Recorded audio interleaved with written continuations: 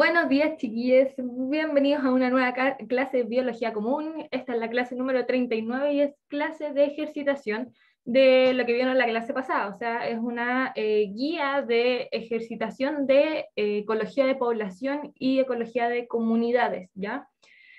Es una guía de 29 preguntas, tiene la pauta al final y van a encontrarla en el Drive, en la carpeta de organismo y ambiente. Dentro de esa carpeta tienen que ir a la carpeta de tareas y pautas, y luego tienen que, y ahí va a estar, guía número 2. Entonces voy a darles un minuto por pregunta y voy a pausar el video en YouTube. Y luego respondemos, ya lo vamos haciendo en conjunto. La guía, como es larga, capaz que no terminemos de hacerla todo el día, ojalá sí, pero si no me puedo alargar los que se quieran quedar, y si no les grabo otra parte y se la subo a YouTube, ¿ya? Así que ahora empecemos. Ok, dice 1. En el siguiente diagrama se muestran diferentes cadenas alimentarias que comienzan en el productor primario y terminan en el hombre. Voy a agrandar aquí para que sea más. Salió un poquito borroso, pero igual creo que se entiende. Entonces nos muestran este diagrama con diferentes cadenas que van desde el productor, que es esta plantita, hasta el hombre, ¿ya? Y tenemos 5 cadenas distintas. La cadena 1, que va insectos, peces, mamíferos, hombres. Cadena 2, que es insectos, que dice ahí como batracios. Bueno, peces, hombres. Luego otra, la cadena 4 dice hongo, mamífero, hombre, y la última cadena que es directamente hacia el hombre. Y dice, ¿en cuál de estas cadenas el hombre recibe del productor primario la mayor cantidad de energía? Para poder contestar esta pregunta tenemos que recordar la ley del 10%. Recordemos que la energía va disminuyendo a medida que pasa por los niveles tróficos o por los organismos que componen a la cadena trófica. La planta capta en su totalidad esta cantidad de energía, pero la que se traspasa al consumidor primario no va a ser la misma, sino que va a ser menor y va a ir disminuyendo a medida que avanza la cadena. Solamente el 10% de energía se traspasa, ¿ya? Así de poquito. ¿Por qué se traspasa tan poco? Porque parte de la energía que uno recibe la utiliza en los procesos biológicos o procesos metabólicos y también se pierde en forma de calor. Entonces, por eso luego pasa solamente un poquito al siguiente nivel o al siguiente consumidor, como quieran llamarlo. Entonces, entre más larga sea la cadena, menos energía le va a llegar al último consumidor. Si yo tengo, por ejemplo, le voy a poner P de primario.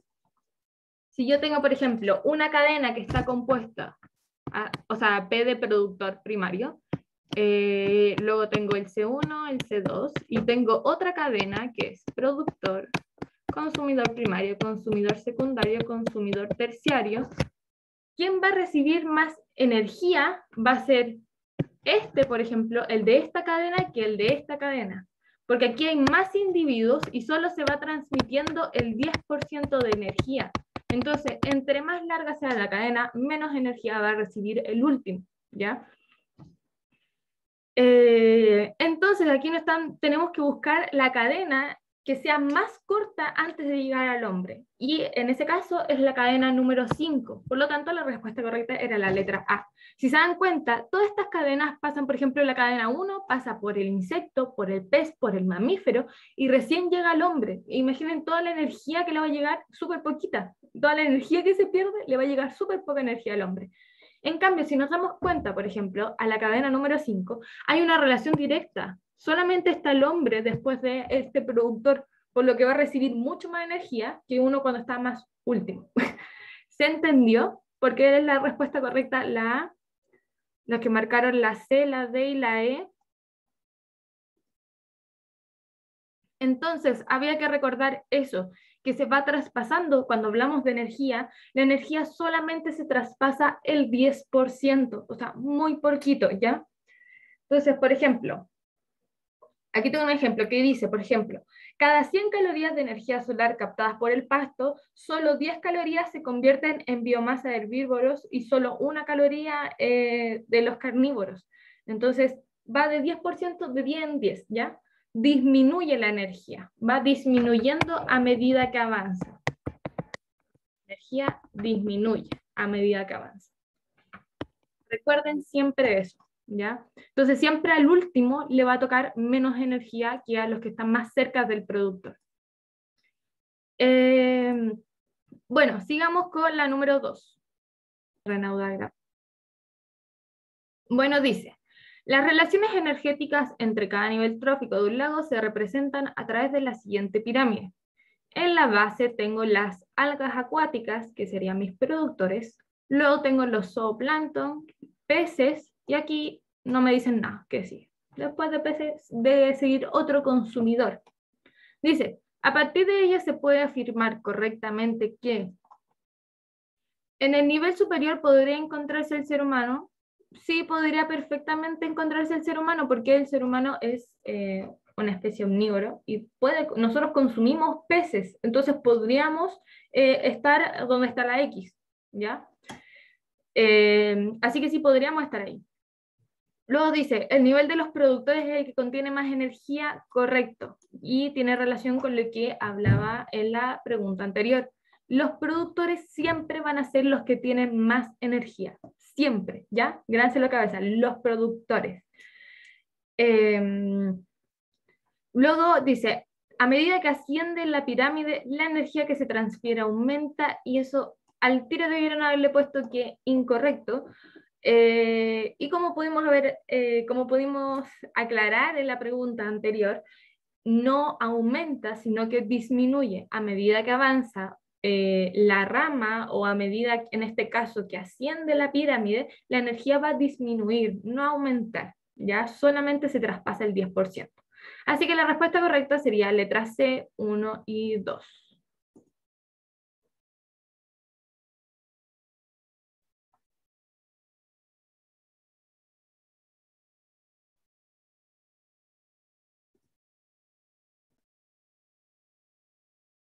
Pausa la votación. Ay, me empezó a picar la nariz. Ya, 3. Dice, en una trama alimentaria, ¿qué niveles aportarían mayor volumen de dióxido de carbono a la atmósfera? Y me están diciendo consumidores secundarios, consumidores terciarios y productores. Lo primero que tengo que hacer aquí, productores se van. Los productores ya no pueden ser. ¿Por qué? Recordemos que los productores son organismos, mayoritariamente plantas, u organismos que hacen fotosíntesis, o sea, toman la materia que es inorgánica y la transforman en materia orgánica. Recordemos que las plantas lo que hacen es absorber, fijar dióxido de carbono y liberar oxígeno. Entonces, los productores no podrían o no aportarían harto volumen de dióxido de carbono, porque ellos fijan ese dióxido de carbono para hacer estas moléculas orgánicas. Así que los productores no pueden ser, ¿ya? Y los consumidores secundarios, tanto los terciarios, sí pueden ser. Están correctos tanto los secundarios como los terciarios. Ay, me salió muy círculo, me salió muy grande el círculo. ¿Por qué puede ser? Los consumidores secundarios normalmente son herbívoros, pero también pueden ser omnívoros, ¿sí? Porque ahí compartiría 2 niveles. Pero los animales que ya son herbívoros hacen respiración celular, y la respiración celular es tomar estas moléculas orgánicas y transformarlas en moléculas que son inorgánicas. En la respiración celular se fija, se absorbe oxígeno y se libera dióxido de carbono a la atmósfera. Entonces, tanto consumidores secundarios como terciarios hacen eso. Los consumidores terciarios pueden ser carnívoros y también podrían ser omnívoros, pero también hacen respiración celular, al igual que los secundarios. ¿Se entendió? ¿Se entendió? ¿Se entendió? Entonces aquí había que tachar simplemente a los productores, porque los productores hacen fotosíntesis, la mayoría. pero es transformar moléculas inorgánicas en moléculas orgánicas. Fijar el dióxido de carbono para producir oxígeno.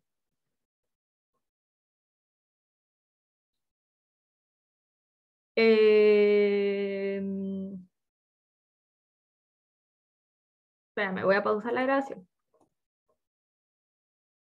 Ah, que soy tonta, puse a grabar de nuevo.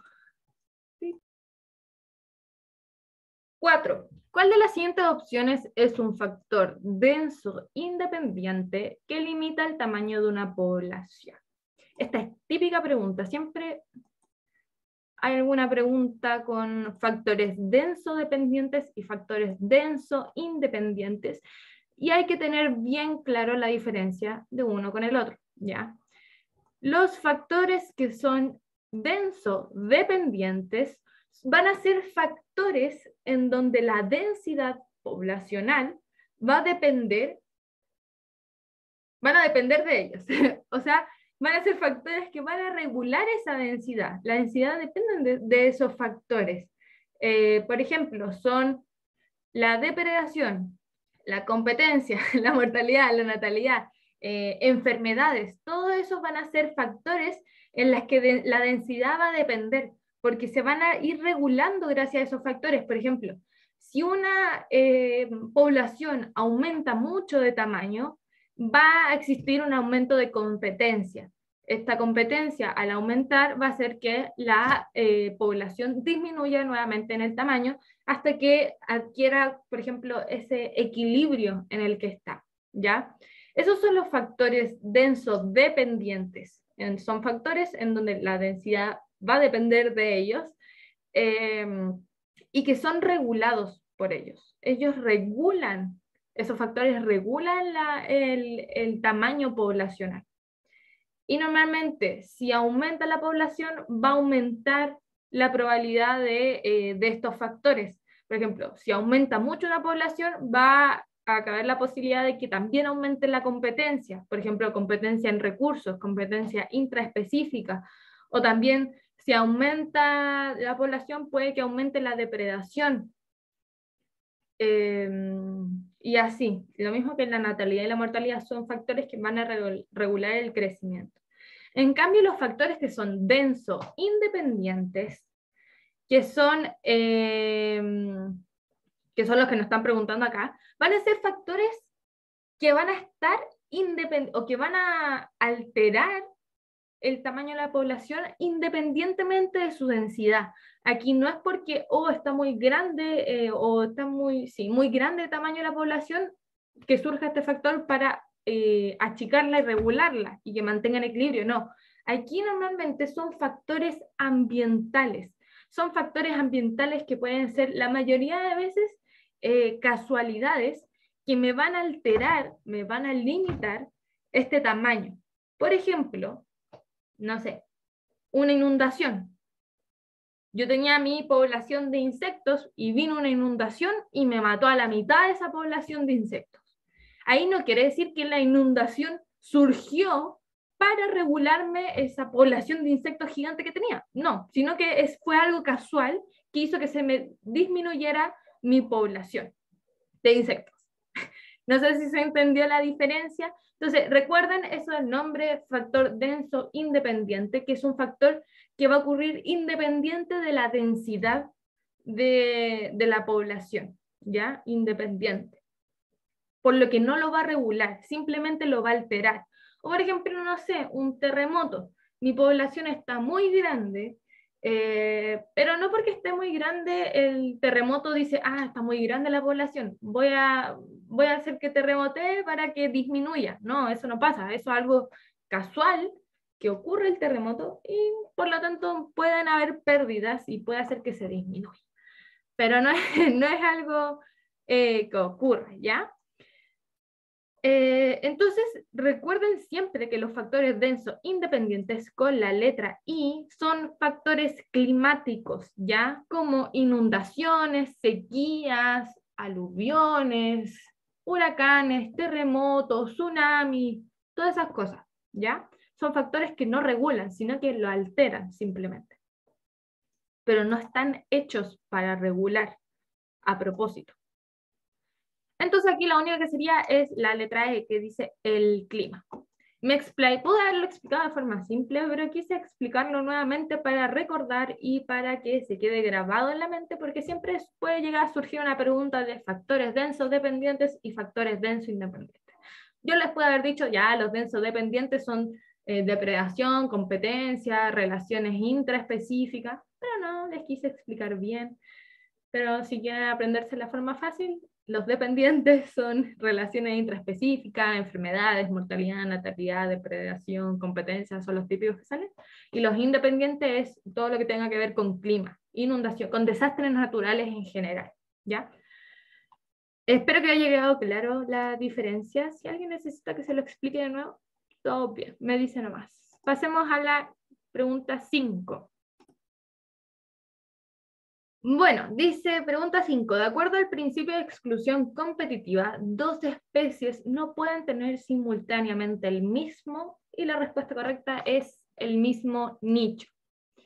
Ahora, nosotros no vimos en la clase anterior que era el nicho ecológico, pero lo vamos a ver ahora, ya yo se lo explico. El nicho ecológico es un término bastante complejo, por así decirlo, abstracto, complejo de entender tal vez a la primera, con ejemplos tal vez sea más fácil, que básicamente es, a ver, ¿por dónde? Ya. Cada especie va a tener su nicho ecológico, en donde va a desarrollarse, en donde va a habitar y en donde va a cumplir un rol. El nicho es ese hábitat y ese rol que cumple esa especie dentro del hábitat, y nos dice todas las condiciones que necesita esa especie para vivir, para desarrollarse y para crecer en abundancia. Es un concepto mucho más complejo que simplemente el hábitat, ¿ya? Porque el hábitat es el lugar, pero no abarca cómo se desarrolla esa especie en ese lugar. En cambio, el nicho es un término que sirve para englobar eso, ¿ya? Cada especie va a tener un nicho. Y esto es súper importante porque cada nicho es único para una especie. No van a haber dos especies distintas que tengan el mismo nicho. Eso nunca va a ocurrir, ¿ya? Lo que ocurre es que pueden tener nichos solapados o pueden compartir hábitats o compartir un poco de nicho, cosas parecidas, pero no van a ser los mismos, ¿ya? Pueden llegar a compartir los nichos, pero puede llegar a existir una competición si es que las características de ese nicho es parecido, ¿ya? ¿Me van siguiendo hasta ahora lo que es el nicho? El nicho ecológico. Sí, eso. El nicho es cómo se va a desarrollar la especie y toma los factores bióticos como abióticos, su rol en ese hábitat, cómo se relaciona con lo otro. Es como una mezcla entre hábitat mezclado con ecosistema, pero de cada especie. Por ejemplo, no sé, antes de la clase estaba pensando en muchos ejemplos de nichos y, no sé, por ejemplo, nuestro cuerpo es nicho de algún otro ser vivo. Nosotros tenemos nuestro nicho, que es, por ejemplo, no sé, mi casa, y mi nicho no va a ser el mismo que de otra persona. Igual que bacterias viven en mi cuerpo, así que esas bacterias, su nicho es mi cuerpo, o partes de mi cuerpo también son el nicho de algunas bacterias. Entonces, como que cada ser vivo va a tener su propio espacio donde vivir o donde desarrollarse y sus condiciones óptimas. Y dos especies no pueden tener el mismo nicho, ese mismo espacio, ese mismo hábitat, ¿ya? Por ejemplo, las bacterias pueden tener el mismo, no sé, imaginemos bacterias que viven en nuestros cuerpos, ¿ya? Esas bacterias, su nicho sería mi cuerpo, pero no van a compartir el mismo lugar. Por ejemplo, yo tengo bacterias que están en la boca, y bacterias que están, no sé, en otra parte del cuerpo, no sé, en el estómago, y podemos decir que ambas viven, no sé, en mi ecosistema, que es mi cuerpo, pero no comparten el mismo nicho porque tienen condiciones distintas, en lugares distintos, roles distintos también. O por ejemplo, tengo dos bacterias distintas que viven en mi boca. Y puede ahí decir como, ah, puede que tengan nicho parecido. Y uno a simple vista diría como, ah, entonces tienen el mismo nicho. Si tengo dos bacterias que viven en su boca, su nicho es la boca. Pero no, no es el mismo. Puede que sea parecido y puedan que tengan características parecidas, pero el rol que cumple ahí viviendo o las condiciones a veces pueden variar. Así que nunca van a compartir el mismo nicho simultáneamente, ¿ya? Y el principio de exclusión viene de esa idea. Si yo tengo dos especies con nichos parecidos, una especie va a competir por ese nicho con la otra, que también tienen un nicho que es como característico, y una va como a ganar o a sobreponerse más que la otra, y la otra lo que pasa es que va a llegar a incluso hasta desaparecer, si es que dos especies llegan a compartir un nicho. Y tenemos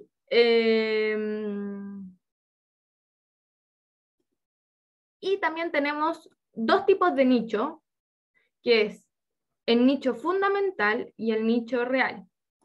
El nicho fundamental es el nicho que podría llegar a tener una especie o una población, ¿ya? Es el nicho que yo podría llegar a tener, pero no lo ocupo, pero yo sé que podría llegar a ocuparlo. Y el nicho real es el nicho que estoy ocupando en el minuto, ¿ya? Entonces tengo dos conceptos, como nicho real y nicho fundamental. El nicho real entonces es el nicho que yo estoy ocupando en el momento y el fundamental es el cual podría ocupar, pero no lo estoy ocupando. Ya, por ejemplo, mi nicho real, no sé, es mi casa, ¿ya? Y mi nicho fundamental es que yo podría vivir, no sé, en la casa de mi vecino. Yo podría vivir ahí, no tendría ningún problema, pero no es mi nicho, ¿ya? Entonces esa es como una idea entre el nicho fundamental y nicho real. Uno es en el que estoy ahora y el otro es en el que podría. ¿Yo puedo vivir en la casa de mi vecino? Sí, sí podría, pero no lo hago. Así que estoy en mi nicho real. Y bueno, todo esto es mucho más fácil de explicar. No, iba a ser un PPT como con imágenes, porque con imágenes es como más fácil de entender lo que es nicho y la competencia. Pero hay un experimento muy bueno, que es el de Joseph Connell, que estudió estudió dos especies que estaban en una roca, ¿ya? Entonces teníamos una especie que sobrevivía en contacto con el agua y otra especie arriba de la roca bueno, sobrevive arriba de la roca. Y él vio que una estaba abajo entonces y la otra estaba arriba. Y él dijo que si eliminaba las de acá, se da cuenta que en las de arriba, si no me equivoco, sí, las de arriba podrían llegar y bajar y ocupar el nicho que antes era de la otra. Pero no lo hacen, ¿por qué? Porque está la otra. Entonces eso es como un ejemplo de nicho real y nicho fundamental. No sé si se entendió la verdad. Debería haber venido más preparada para no llegar así como un enredo.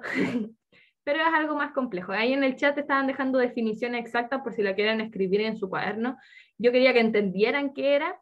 Pero ahí lo bueno es que dejaron ahí definiciones para que lo copien en su cuadernito, ¿ya? Entonces, la verdad es muy interesante lo del nicho, así que si tienen tiempo, investiguenlo y leanlo más. Ahí veo si hago una cápsula o con las imágenes como para explicarlo mejor, pero igual yo creo que se entendió, así que, así que espero que les haya gustado. La exclusión entonces competitiva, bueno, va a pasar dos especies nunca van a tener el mismo nicho, eso tienen que grabárselo, dos especies nunca tienen el mismo nicho, porque una va a excluir a la otra. Si nos ponemos en el caso de que dos tengan que competir por un nicho, va a haber una que va a ser más fuerte y le va a ganar en esa competencia y la otra va a quedar muerta, ¿ya? Pero eso no pasa, ¿por qué? Porque no se comparten los nichos. Ya, sigamos. Pregunta número 6. Dice 6. El gráfico representa la fluctuación que experimenta una especie de ave frugívora en el número de individuos a través del tiempo. Al respecto, es correcto afirmar que la población. Entonces aquí nos muestran un gráfico, dice número de individuos y durante el transcurso del tiempo. Y me están diciendo que parte con un alto número de individuos y termina con un bajo número de individuos a medida que pasa el tiempo, ¿ya? Entonces, dice, exhibe un crecimiento logístico. Esa es incorrecta. Recordemos que el crecimiento logístico se ve de esta forma. El crecimiento logístico se ve así, como una S. Ese es más bonito, eso sí. Pero ese es el crecimiento logístico, también se puede llamar sigmoideo o sigmoideal, ¿ya? Que es que existe una parte, una fase de alto crecimiento porque hay gran disponibilidad de recursos, pero luego llega, se estabiliza o se mantiene constante ya que llega a la capacidad de carga. Entonces hace forma como una letra S, y no es claramente lo que estamos viendo aquí. Aquí solamente estamos viendo una disminución, así que la A no puede ser. Luego, presenta un tamaño poblacional óptimo, tampoco, no tiene nada que ver. Primero me están diciendo que el número está disminuyendo, no me están diciendo que tampoco es lo óptimo, no hay como un rango, no funciona. Luego dice, exhibe un crecimiento exponencial. El crecimiento exponencial se representa así, como una mitad de una U o una mitad de una parábola, podríamos decir, en donde se ve un aumento rápido de el tamaño de una población, y eso es por la gran cantidad de recursos y por la falta de resistencia ambiental, podría decirse, de una población, ¿ya? Y es literalmente lo contrario a esta es como que está disminuyendo de forma exponencial, en cambio la otra es un crecimiento exponencial, así que tampoco es correcto. Luego dice, D, alcanza la capacidad de carga en P. La capacidad de carga, como ya lo mencioné primero, se representa con la letra K, capacidad de carga, y segundo es, aquí está disminuyendo. Eso quiere decir que antes había, si se dan cuenta, hay un gran número de individuos y por algo empieza a disminuir, pero si yo tengo una gran cantidad de individuos aquí, no quiere decir que daba para más, que no era la capacidad de carga, porque recordemos que la capacidad de carga es lo máximo que soporta el ambiente. Entonces no disminuye la población hasta abajo, sino que se va a mantener constante y pueden que haya unas fluctuaciones. Así se da la capacidad de carga, pero no al revés, no parte de más y disminuye, porque tampoco tiene sentido de que disminuya la población y ahora hayan pocos individuos y me estén diciendo que el ambiente llegó al límite. Eso no tiene harto sentido, la verdad, si lo piensan de esa forma. Porque claro, tiene más sentido que haya mucha población, que haya muchos individuos y eso sobrecargue el ambiente y llega a la capacidad de carga. Pero si estamos viendo que hay una disminución de individuos y tengo pocos individuos, ¿por qué habría una capacidad de carga si hay pocos individuos? ¿Ya? Así que no va bajito la capacidad de carga, va arriba. Y la última que queda, y también ya lo expliqué, es que presenta un decrecimiento exponencial, y ahí está correcto. Que sea exponencial es que sea así, como una U. Ese sería un crecimiento, y un decrecimiento sería al revés, como está en la imagen. Va decreciendo exponencialmente, ya a medida que pasa el tiempo. Esa era la número 6. Espero que se haya entendido. ¿Alguna duda, consulta? ¿No?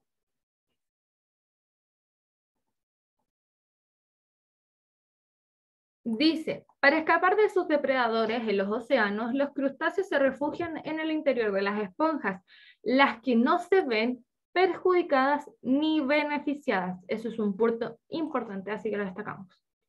Con esta estrategia, de acuerdo a esta información, ¿qué tipo de interacción se establece entre el crustáceo y la esponja?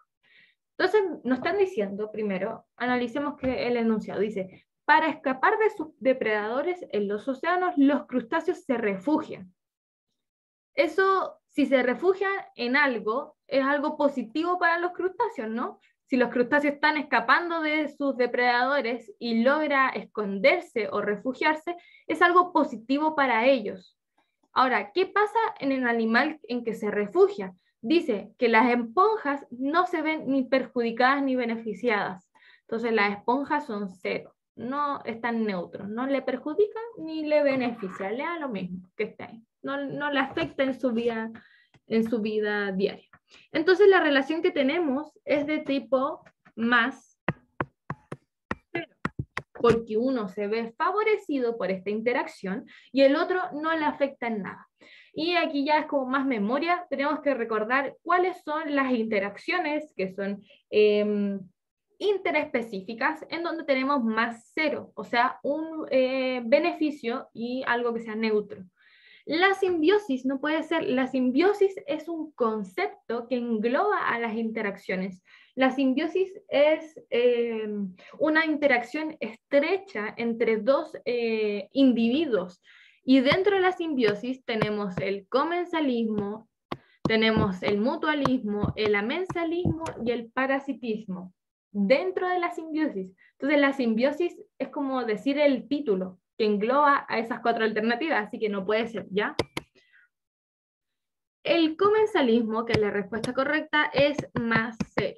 El mutualismo es más, o sea, ambos individuos se ven favorecidos, pero ojo con el mutualismo es algo obligado. Eso quiere decir que si esas dos especies, o esos dos individuos, perdón, no interaccionan, van a verse perjudicados, ¿ya? Entonces el mutualismo, claro, favorece a ambos, pero es una relación obligada, ¿ya? No pueden sobrevivir el uno sin el otro. El amensalismo es el caso contrario al comensalismo. Es menos cero, o sea, uno se ve perjudicado y el otro le hace indiferente. Un ejemplo de amensalismo son, si no me equivoco, los pinos, que los pinos son, si no me equivoco, muy malos, porque secan mucho la tierra, si no me equivoco, creo que era por eso. No, creo que estoy confundiendo ejemplos. Ya, pero ahora me acuerdo de otro. Por ejemplo, un árbol que sea grande, el árbol que es muy alto, por ejemplo, lo que hace un árbol que sea muy alto es que genera mucha sombra. Entonces, los otros seres vivos o plantas que están abajo en su alrededor no pueden crecer y no pueden sobrevivir, o sea, se ven perjudicadas por la sombra de ese árbol alto. Pero el árbol no lo hace con querer, el árbol no es como, no, si yo voy a ser alto para eso, sino que es alto porque sí, porque es su naturaleza. Entonces a él no le afecta eso, pero a los otros sí se ven perjudicados. Ese es un ejemplo de amensalismo. Y el parasitismo es una relación que es más menos. Uno se ve favorecido y el otro se ve perjudicado, ¿ya? Entonces esa era la respuesta correcta. Eso, los humanos con las hormigas, si las pisamos las matamos, o sea, perjudican a las hormigas, pero nosotros no nos benefician matarlas. Sí, podría ser para servir y recordar. Entonces, comensalismo más cero, amensalismo menos cero, ¿ya? Sigamos con la pregunta número 8. No va a pasar nada si seguimos. Allí todos para aprender. Dice 8. El conjunto de individuos semejantes, ya, me están diciendo, primera característica, individuos semejantes. Esto es muy importante. Ocupan un espacio y tiempo común, o sea, al mismo tiempo. Y tienen la capacidad de reproducirse entre sí. ¿A qué constituye esa definición? Y aquí los pillé a todos que cayeron en la trampa, pato. Y la trampa era especie, porque esta definición no constituye una especie. Esta definición constituye a una población. Recordemos que la definición de población es lo que dice ahí, individuos semejantes.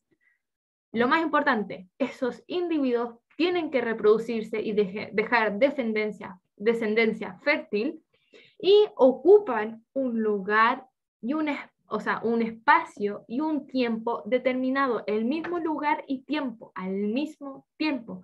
A eso le llamamos población. ¿Por qué no puede ser especie? Porque especie no se rige bajo esta característica de que tiene que ser en el mismo lugar y tiempo determinado. Simplemente que sean individuos con características semejantes que se puedan reproducir y que puedan dejar descendencia fértil. Esa es simplemente la definición de especie.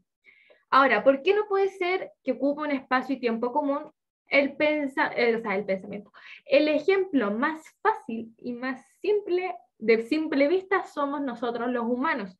Los humanos somos de la misma especie, ¿ya? Somos de la misma especie, pero no somos las mismas poblaciones. Una población de humanos es la que está ahí al mismo tiempo y en el mismo espacio. Yo no estoy haciendo una población con la gente que está en China. Podemos ser de la misma especie, pero no estamos siendo una población, porque no estamos en el mismo lugar y no estamos en el mismo espacio en un mismo tiempo, ¿ya? Entonces, eso, ojo y recuérdenlo siempre. Uno puede ser de la misma especie, pero no necesariamente conformen una población, porque la población debe estar en un mismo espacio y en un mismo tiempo, ¿ya? Y si no se acuerdan, recuerden eso de los humanos. Tienen que empezar, ya, pero yo no estoy haciendo una población con la gente de Europa, con la gente de China, Estados Unidos o cualquier, no estoy haciendo una población con, no sé, con mis familiares que viven en otra región. ¿Por qué? Porque no estamos en un mismo lugar y no estamos en un mismo tiempo común, ¿ya? Así que eso. Recuerden eso siempre. La respuesta correcta era la letra C. Vamos con la letra número 9. La letra número 9, estoy clarita. Ya vamos con la pregunta número 9.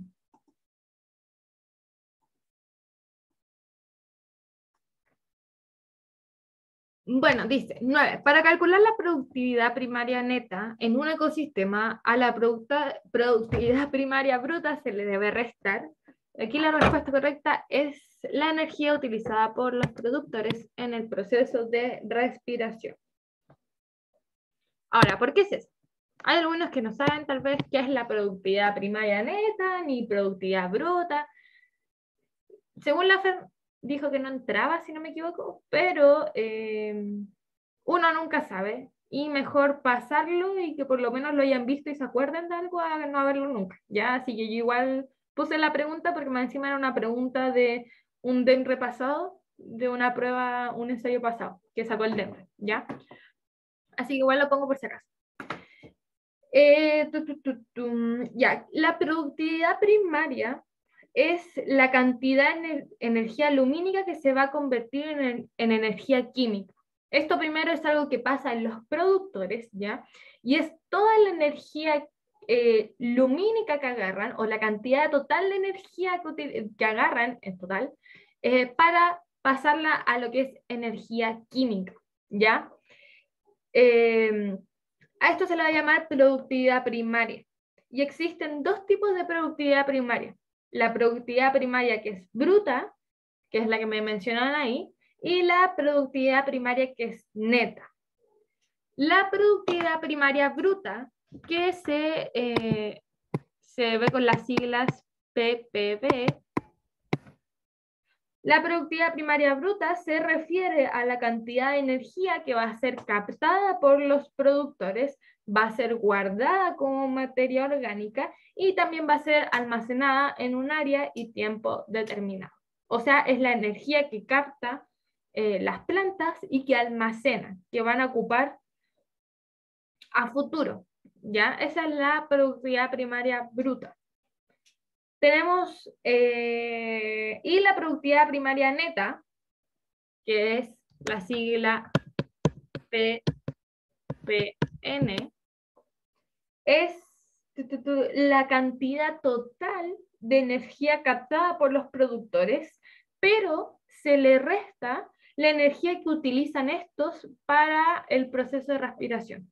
Porque los productores, para almacenar toda esta energía que captan de energía lumínica, hay una parte que las traspasan y otra parte que se las quedan ellos que utilizan para el proceso de respiración. Entonces lo ideal es calcular, el ppb es toda la energía que ellos captaron, ¿ya? Y el ppm va a ser la energía final, que es la energía que quedó, quitándole lo que utilizaron para la respiración. Así que el ppn o la productividad primaria neta se va a calcular restando la productividad primaria bruta menos, ay, me quedé cortita, de nuevo, el ppn es igual al ppb menos la respiración. ¿Se entiende entonces lo que es? El ppn va a ser la energía total que va a quedar el productor, pero restándole lo que utilizo. Uno es todo lo que tiene, por ejemplo, no sé, tengo esta plantita y esta plantita, yo quiero calcular la productividad primaria neta, que es el total de energía que al final captó, total, al final, finalizando todos los procesos que tiene que hacer. Entonces, yo sé que esta planta, me quedó súper fea, yo sé que esta planta capta, no sé, 1000 joules. No sé si es con joules, pero bueno, no soy tan buena en física. Ya, imaginemos que esa planta capta 1000 joules. Eso sería el ppb, toda la energía que captó en total. Pero para producir sus procesos de respiración celular, utiliza 200 joules. Entonces, la energía total con que se va a quedar esa planta es restarle esos 1000 joules menos los 200 que utiliza para la respiración celular. Entonces, el ppn final va a ser 800. Y esa va a ser la energía entonces que va a quedar disponible para hacer los otros procesos y para entregarla a las siguientes ramas tróficas. ¿Se entendió? Yo creo que con el ejemplo igual se entiende más. O si quieren hago otro. Si no entendiera, me dicen, le explico al final de la clase, no tengo problema, y hacemos otro ejercicio u otro ejemplo. Entonces, aquí era simplemente igual saberse la fórmula. Al ppb o a la productividad primaria bruta se le debe restar la energía que se utiliza en el proceso de respiración para saber la productividad primaria neta. Esa sería la letra 9, ¿ya? Sigamos con la número 10. Si les quedó alguna duda, pueden preguntarme al final de la clase o me preguntan ahora mientras pausa la grabación. Dice, en la tabla se muestra el resultado de muestreos poblacionales de la especie zorrochilla, bueno, ahí está el nombre científico, en el Parque Nacional Nahuel Buda. Y aquí nos dan una tabla con diferentes años, 2001, 2003, 2005, 2007, 2009, 2011, y cómo varió el tamaño poblacional. Podemos ver que no hay ni un aumento ni una disminución, o sea, drástica. No es que sea de 103 a 90, por ejemplo, ni de 103 a 130, sino que podemos ver que aumenta, por ejemplo, en el 2001, 113, luego en el 2003 disminuye a 108, luego en el 2005 vuelve a aumentar a 125, luego vuelve a disminuir, luego vuelve a aumentar y luego disminuye de nuevo. Entonces, si graficamos eso, podríamos ver algo así. Obviamente, más perfecto, más específico, pero esa es como la idea que representa esos números y esa fluctuación en el tamaño poblacional, ¿ya? Cómo aumenta, y luego cómo disminuye, y luego cómo aumenta de nuevo, cómo disminuye, aumenta, disminuye. ¿Cuál de los siguientes conceptos es posible asociar a esto, ¿ya? O a esos datos de la tabla? La emigración no puede ser, porque la emigración haría que disminuyera el tamaño poblacional. Entonces podríamos ver una disminución, entonces de 113 me tendría que haber hecho 108, 106, 102, 90, 93, así, ¿ya? Entonces no podría ser la emigración. Esto se mantiene casi que constante, o sea, fluctúa, pero no se mueve más allá. El potencial biótico tampoco. El potencial biótico es la máxima tasa de crecimiento en condiciones ideales, quitándole lo que son la emigración y la inmigración. Entonces, como ver la tasa de nacimientos con la tasa de mortalidad. Y bueno, no podemos ver eso en realidad. Como que podríamos decir que primero se calcula y es según viendo las tasas de nacimiento y cómo va a crecer. Es un número que me indica si es un número que me va a decir si la población va a estar creciendo, o está en aumento, o está disminuyendo, o está estable. Y con esos datos como que no podemos ver eso. se me cayó todo, porque no me están dando ni los nacimientos, ni las tasas de muerte, me están mostrando como el total, pero no podemos ver si el potencial de biótico está en aumento, disminuyendo, estable, como que no se ve bien, como que no es a lo ideal, no apunta a eso, ¿ya? Sería como sobreinferir mucho, y no es bueno sobreinferir en las pruebas del DEMPRE. Luego, resistencia ambiental, eso tampoco. La resistencia ambiental son factores que hacen que se limite o disminuya o que se regule la población, ¿ya? Y aquí tampoco lo estoy viendo. Y crecimiento exponencial tampoco, porque un crecimiento exponencial se ve siempre que va en aumento, y aquí nos podemos ver ese aumento. Vemos que se mantiene subiendo y bajando, subiendo y bajando. Entonces, ¿qué podría ser? Y correctamente es la capacidad de carga. Recordemos que cuando una población o ciertos individuos llegan a la capacidad de carga, no pueden seguir subiendo más que eso, o sea, subiendo mucho, por así decirlo. Puede que suba un poquito, pero lo que pasa, y si se acuerdan de la tabla, lo que hace es que lo voy a dibujar mejor, llega hasta un punto donde se estabiliza y luego va subiendo y bajando dependiendo de esta capacidad de carga, de la capacidad que tiene el ambiente para soportar a estos individuos. Entonces, por ejemplo, en una estuvo para soportar a 113, pero luego tuvo que disminuir la población porque la capacidad de carga ya estaba como al máximo, entonces tenía que disminuir y por eso se ve que baja. Luego, como bajó, pueden volver a subir porque bajó. Entonces suben de nuevo y de nuevo se topan con la capacidad de carga y es como no, y bajan de nuevo. Y luego como bajan, suben de nuevo porque pueden subir, pero luego de nuevo pueden llegar a la capacidad de carga y pueden volver a bajar. Entonces por eso la más correcta es decir que es la capacidad de carga.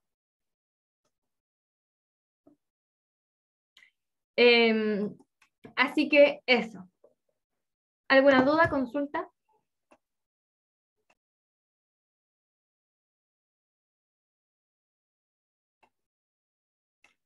Dice, en Chile, ¿qué consecuencia puede tener la cacería ilegal de pumas sobre el ecosistema natural, considerando que este organismo es un consumidor terciario?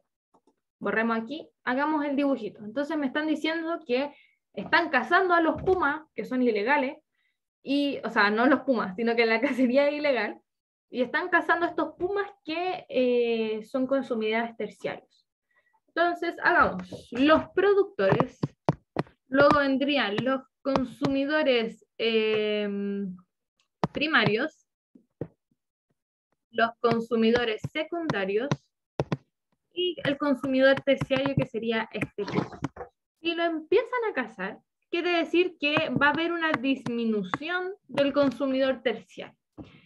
Y aquí la verdad hay que responder, o lo ideal es responder por la causa más directa, ¿ya? Que sería la letra E. Un aumento en la densidad poblacional de los consumidores secundarios. ¿Por qué? Piénsenlo así, visualícenlo, un ejemplo fácil ahí, con bonitos, no sé. Si disminuye el consumidor terciario, que es el que se come y regula la población del consumidor secundario, si disminuye el terciario, ¿qué va a pasar con los secundarios? A los secundarios no van a ser comidos, básicamente, no van a ser la presa de alguien, así que ¿qué va a pasar? Van a aumentar. Los consumidores secundarios aumentan. Ahora, podríamos decir que a largo plazo, si aumentan mucho los consumidores secundarios o si llega a desaparecer incluso, ya hablando en casos extremos, si llegara a desaparecer el consumidor terciario, el secundario crecería sin control y a la larga eso afectaría al consumidor primario, en donde éste empezaría a disminuir, ¿ya? Pero ese no es el caso. Primero, nunca nos hablas que desaparece por completo, así que por eso no podría ser la letra B, si no me equivoco. No, la letra C. Por eso no podría ser la letra C, porque es un efecto muy a largo plazo y tendría que decirnos como que desaparece el consumidor terciario, porque ahí los secundarios se dispararían porque no tendrían no serían presa de nada. Entonces aumentaría y el primario se vería afectado, ¿ya? Pero no es algo como directo, es una causa a largo plazo. Entonces la respuesta correcta era la E. Muy bien a todos los que contestaron, correcta por eso. Sigamos con la letra 12. La letra 12. ¿Por qué digo eso? El número 12.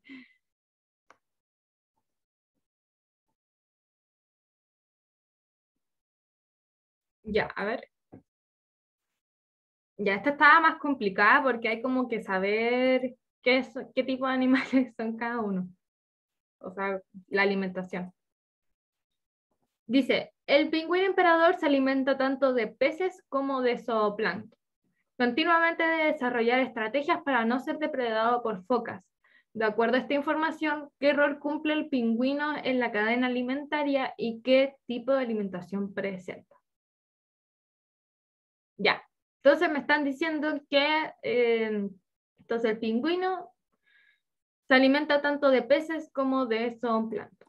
Y agarremos los peces, que es más fácil de ver, aunque es lo mismo, ya la misma, se forma la misma cadena. Los peces se alimentan de algas, supongo. Entonces las algas serían mi producto. Las algas serían mi producto. Luego seguirían los peces.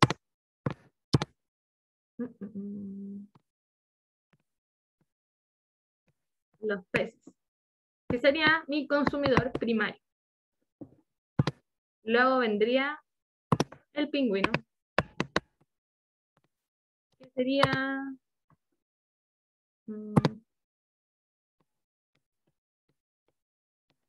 parece un pingüino, pero imaginemos que es un pingüino. Sería mi consumidor secundario. ¿Ya? Y lo mismo con, hagamos el zooplancton aquí, que es como un camarón, ¿no? Y ambos llegaría como consumidor secundario. Y luego vendría la foca. Esa es mi foca, que sería el consumidor terciario. Entonces, el pingüino es un consumidor secundario que había que construir la red no tan hermosa y Picasso como yo, algo rápido. Entonces, el pingüino es consumidor secundario, así que tachamos todas las que dicen no secundario.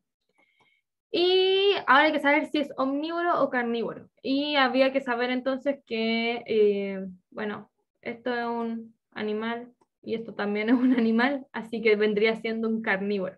Si nos menciona que además come plantas o algas, ahí podría ser omnívoro. Pero como no nos dicen eso, y no solamente nos están diciendo que se alimenta de peces y de zooplancton, y como ambos son animales, es consumidor secundario carnívoro, ¿ya? Quedó más claro que el agua, ¿no? Le hice dibujito, bonito. Pasemos a la 13.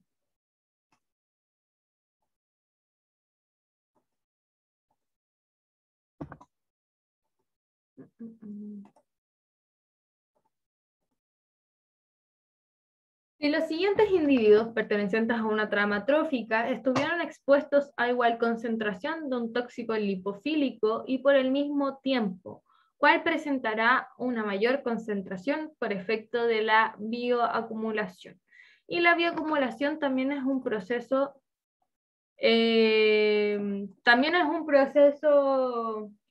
que creo que no se lo explicaron la otra vez, pero es bastante fácil. La bioacumulación habla de que avanzando en los consumidores y en los siguientes niveles de mi rama trófica, se va acumulando toxinas o metales pesados, ¿ya? Entonces, a medida que aumenta el productor, consumidor primario, consumidor secundario, consumidor terciario, a medida que aumenta los niveles, va aumentando la bioacumulación. Entonces, este es caso contrario a la energía. El que tenga menos bioacumulación va a ser el productor, va a tener menos bioacumulación, pero el que tenga más bioacumulación va a ser el último consumidor, ¿ya? Va en aumento, al revés, al contrario de la energía iba al revés.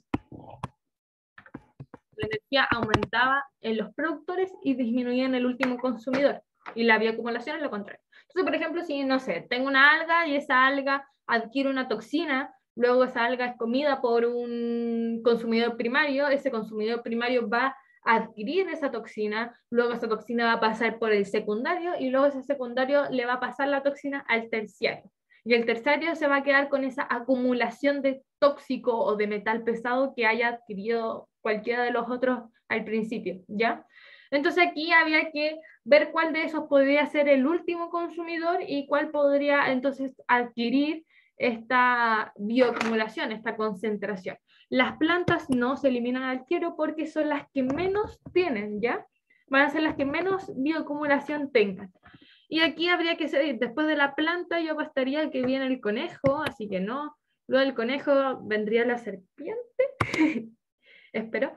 Y entre el zorro y el águila, yo me quedaría al águila, que el águila va al último. Según yo es como planta, conejo, serpiente, zorro, águila. Obviamente no todo siempre es lineal, puede que el águila se coma el conejo, puede que el águila se coma la serpiente y el zorro. No sé si los águilas comen zorros, pero yo apostaría a que sea el orden. Bueno, igual ese es el tipo de pregunta, así se responde. Y eso es lo que quería más explicar con esta pregunta, que era la bioacumulación. ¿Se entendió alguna duda?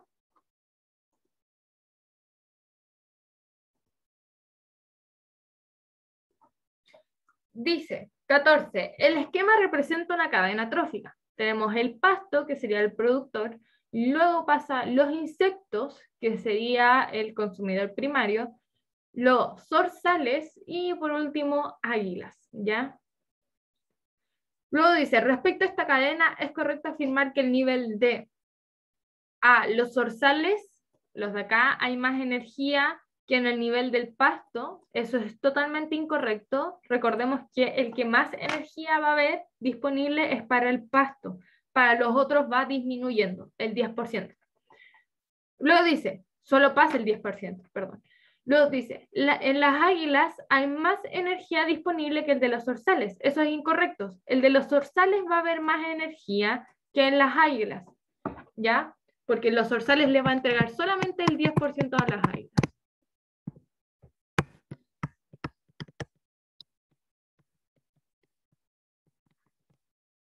Esto es incorrecto, entonces la B. Lo dice, los insectos hay menos energía disponibles aquí que en el de los zorzales. Eso es incorrecto. Hay más energía en los insectos que en los zorzales. Luego dice, los insectos hay más energía que en de las águilas y eso es correcto.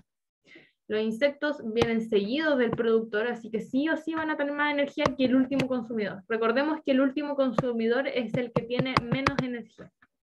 Y luego decía las águilas y los zorzales hay más energía disponible que en el de los insectos. Ese es incorrecto. En lo de los zorzales y en las águilas hay menos energía que el de los insectos.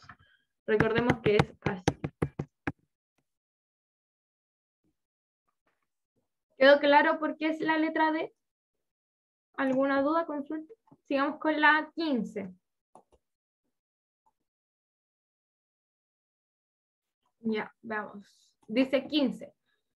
El máximo tamaño poblacional que el ambiente puede sustentar en un periodo determinado teniendo en cuenta el alimento, agua, hábitat y otros elementos necesarios disponibles en ese ambiente corresponde a capacidad de carga.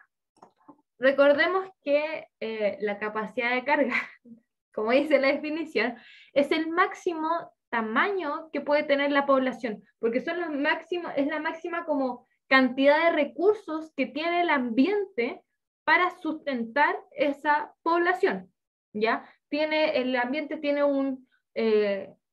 recursos limitados, por ejemplo, limitado el agua, el espacio, entonces si la población aumenta mucho, va a llegar a ese límite y no va a poder seguir creciendo, ¿ya? Entonces esa es la capacidad de carga. Capacidad reproductiva no tiene nada que ver, depende de otra cosa.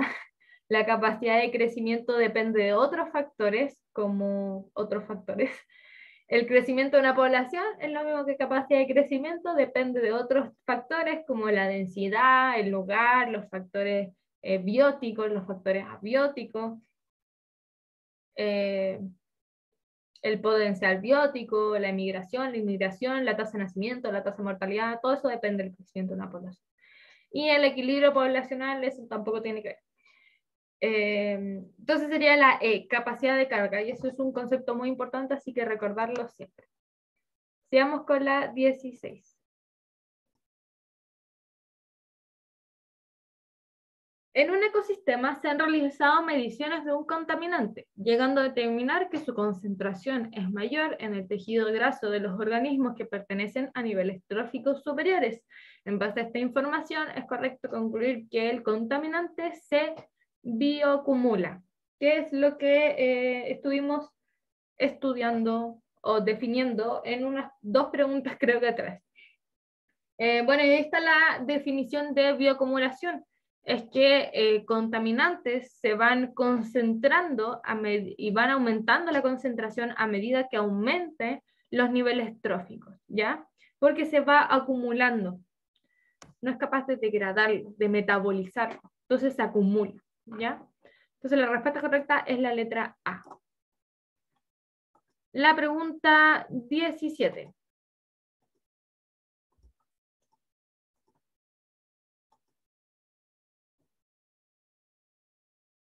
Dice, uno de los parámetros que la 16 era la A. 16A. 17. Uno de los parámetros que permite caracterizar la biodiversidad es la riqueza de especies. Este parámetro se encuentra en relación directa con la productividad primaria neta de un ecosistema. Entonces me están diciendo que la riqueza de una especie está en relación directa con la productividad primaria neta. Al respecto, ¿cuál de los siguientes valores de productividad primaria neta corresponde al ecosistema que debería presentar la mayor riqueza de especies?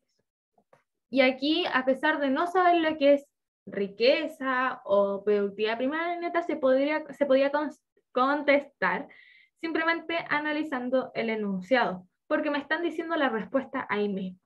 En lo que me marqué, o sea, en lo que marqué con amarillo es la respuesta. Me están diciendo, la riqueza de especies se encuentra en relación directa con la productividad primaria neta. Al analizar eso, quiere decir entonces que a medida que aumente la riqueza, mayor va a ser la productividad neta. Entonces nos están preguntando luego, mirando ese cuadro, ¿cuál va a presentar la productividad primaria neta de una especie que tenga mayor riqueza? Y aquí tendríamos que haber marcado la más alta. Sería la letra A. Productividad primaria neta de 900. ¿Por qué? Bueno, porque lo dice en el enunciado. Entre mayor riqueza hay una relación directa. Entonces, mayor riqueza, mayor productividad. Y si nos están preguntando cuál va a ser la especie que tenga mayor riqueza, va a ser entonces la que tenga mayor productividad.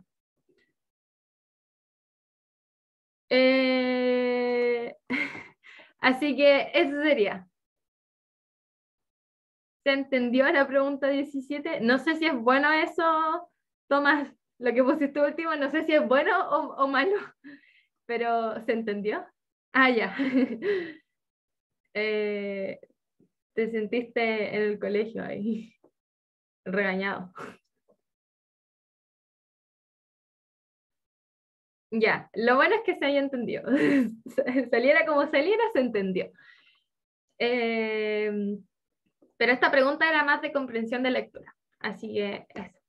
Algunas preguntas de biología se pueden sacar de esa forma. Yo normalmente la mayoría que no sé de biología la saco así, como analizando bien ahí. No les seguro que tengan buenas, pero sirve. Ya, pregunta 18. Bueno, dice, el gráfico representa el tamaño poblacional de dos especies, P y Q, que interactúan. Entonces me están mostrando el número de individuos de dos especies diferentes. La especie P se representa con una línea continua y la especie Q con una línea discontinua o punteada. A medida que avanza el tiempo. Y luego nos están preguntando qué tipo de interacción interespecífica existe entre la especie P y la especie Q. Analicemos el gráfico. Nos estamos dando cuenta que el primero que aumenta es la especie P. ¿ya? Eso es esencial. Darse cuenta quién aumenta primero. Y el primero que tiene un aumento es la especie P. Y una vez que aumenta la especie P, nos podemos dar cuenta que aumenta la especie Q. Miren, aumenta primero la especie P en el tiempo. Una vez aumenta la especie P, empieza a aumentar luego la especie Q. Y luego, una vez que aumenta al máximo la especie Q, la especie P, la especie P empieza a disminuir. Y cuando disminuye la especie P, luego a la larga, la especie Q también empieza a disminuir. ¿Saben después de analizar eso cuál podría ser? Bueno, yo les digo. Depredación. Y si todavía no se dan cuenta, pongamos un ejemplo. Imaginemos primero, ahora, ¿cómo saqué esto? Que el P, antes de imaginarnos el ejemplo, P sería la presa. P sería la presa y Q sería el depredador o el predador. ¿Por qué? Porque aumenta el tamaño de la presa y como hay alta presa, luego el que preda o el depredador empieza a aumentar. Pero ¿qué pasa? El depredador empieza a aumentar porque se alimenta de la presa, pero como se está alimentando harto de la presa llega a un punto que disminuye su tamaño porque está siendo depredada. Entonces empieza a disminuir porque está disminuyendo su nivel de población, ya que el depredador lo está comiendo.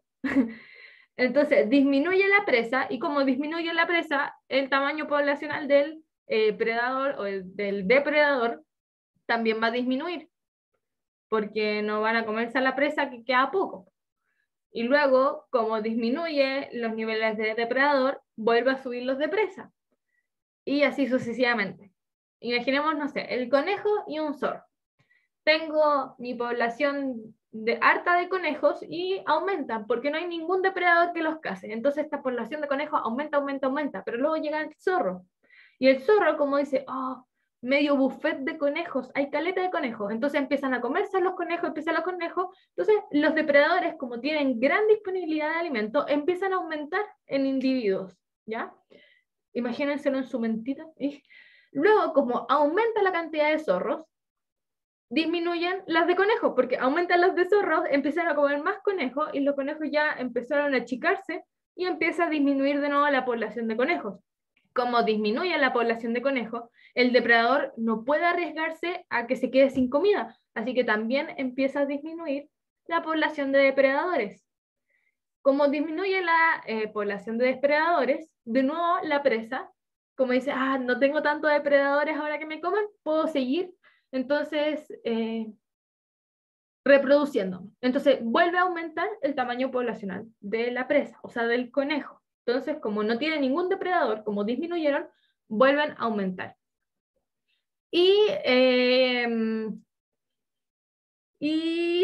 Como aumentan de nuevo, hay mucha disponibilidad de alimento para el depredador, así que el zorro en este caso vuelve a alimentarse harto del conejo y empieza a aumentar también. Y así es todo el rato. Así que piensen siempre, ahora recuerden lo que ese gráfico, que son dos ondas subiendo y bajando,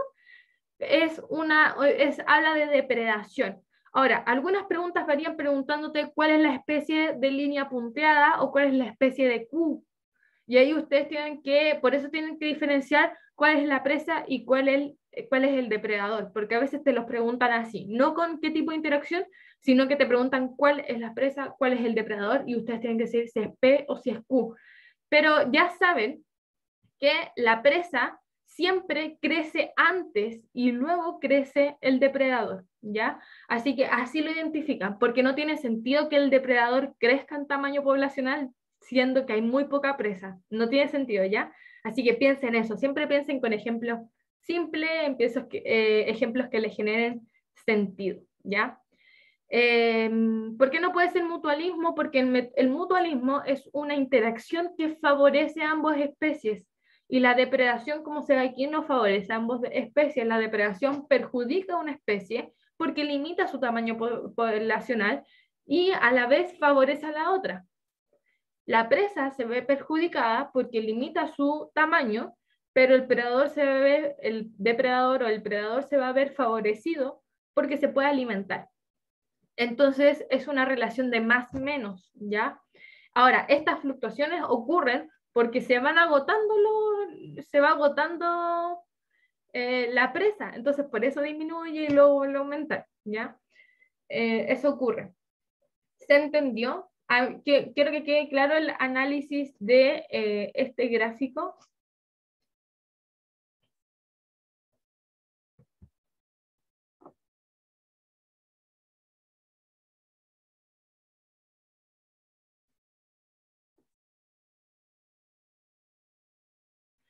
Ya, ¿por qué no podría ser eso de que como sube y baja? Claro, podría ya confundirse mutualismo, pero recuerda que el mutualismo es obligado, entonces si una desaparece, las dos van a bajar, pero en ese caso siento que bajarían como al mismo tiempo, porque no pueden vivir una con la otra. Aquí una primero baja y la otra en consecuencia baja, pero después de un tiempo, no al mismo tiempo. Entonces, según yo, si demostraría un mutualismo, tendría que ser como al mismo tiempo, porque como no pueden sobrevivir la una con la otra, al mismo tiempo que se separen, bajarían ambas. No sé si se entiende esa diferencia. ¿Sí? Buenísima. Porque recuerda que el mutualismo es algo que favorece a ambos, pero es algo obligado. Si los separas, no pueden sobrevivir solas. Hay otro que se llama protocooperación, y la protocooperación también es beneficio y beneficio, también es más, pero eso no es obligado. Esa es la diferencia con el mutualismo, que también favorece a ambos, pero no es algo obligado. Pueden vivir independiente del otro, pero si se juntan, bueno, nos beneficia a ambos, pero no es algo que dependa su vida de ellos, ¿ya? Ese es otro tipo que se llama protocooperación. Bueno, hagamos la 19. Y yo creo que la última, no, creo que alcanzamos hasta la 20, antes de que me vaya.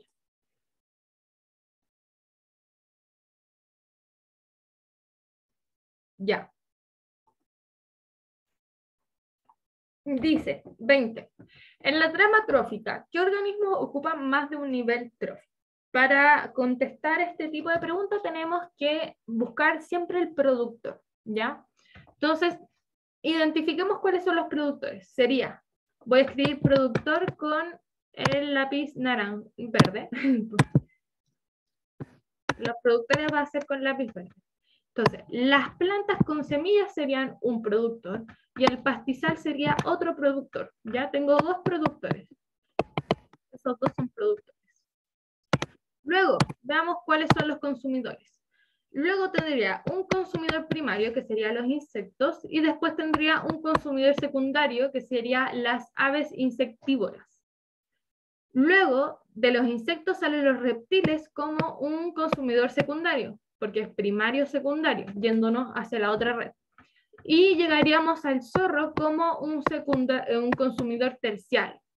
Tanto por esta fila, insectos, reptiles, zorros, quedaría como consumidor terciario, y si nos vamos por la de la más izquierda, también quedaría como terciario, insectos, aves, zorros, también queda como terciario. Luego, las liebres también actúan como consumidor primario, y llega a los zorros. Y aquí los zorros estarían ocupando consumidor secundario, primario, secundario. Y si nos vamos por lo de los roedores, también ocupa consumidor secundario. Roedores sería consumidor primario y zorro sería consumidor secundario. Entonces los zorros están ocupando dos tipos de nivel, tanto un nivel secundario como un nivel terciario, ¿ya? Y así se va contando. Entonces sería los zorros, letra E.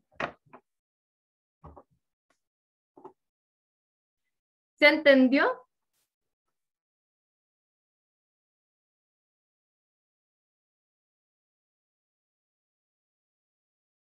Perfecto. Bueno, me voy a tener que ir. Espero que hayan entendido todo, que no se hayan quedado con ninguna duda.